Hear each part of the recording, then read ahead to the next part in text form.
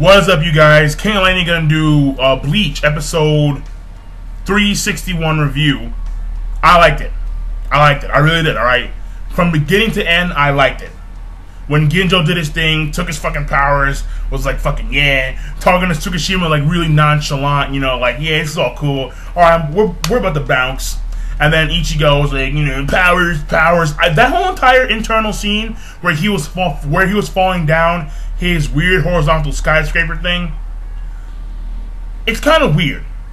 I thought it was really strange how like he was just like, you know, chained, and then he was falling down the water. I'm like, what exactly is going on here? You know, like what was all that? You know, and then all of a sudden, you know, like he stands up and like his eyes are clear. That didn't see in the manga, that didn't happen, but in the anime it's played a lot better. I mean, that whole entire scene where he loses his powers and then demands his powers back, it's played a lot better in the anime than in the manga. Because in the manga he's crying, then all of a sudden he's like, powers back, you get you. It's like, yeah, fuck you. But in the anime, you know, it's like, you know, my powers back, you know, I'm staring at him, you know, like I got you, like I want my powers back, bitch, you know.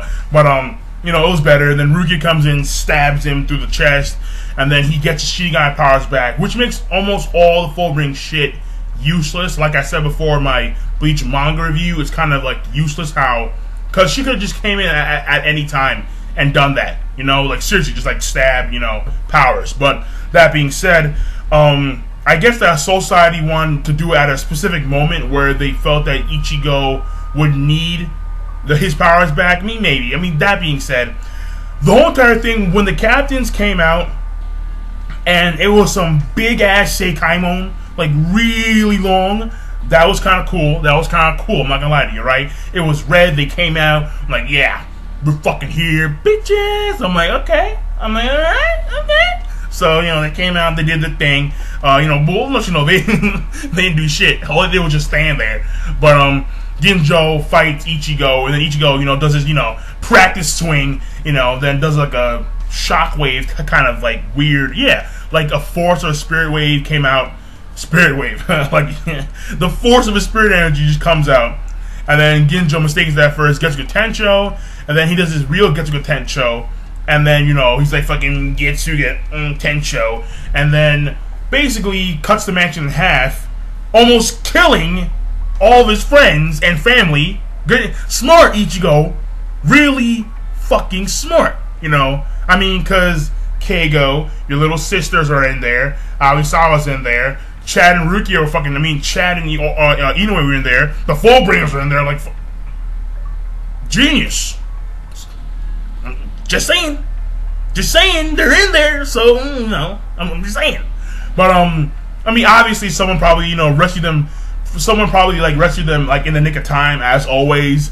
But I'm just saying, Ichigo should have, you know, thought about like, hey, if I destroy this mansion, couldn't I possibly kill the people I love? You know, look before you leap, Ichigo. Especially when you're gonna do, you know, a nice little power boost of Getsuga Tensho, cuts the whole entire mansion in half, and then the sky, like, you know, like the clouds part on some really cool overhyped shit.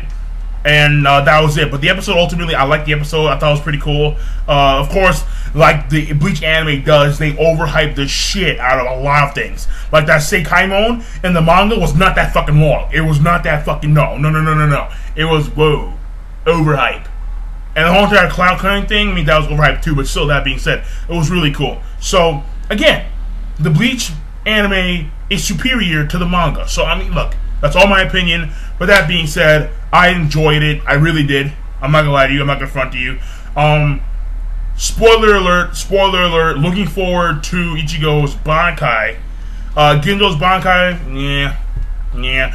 Quick question. Do you guys think that Ichigo maintained his hollow powers?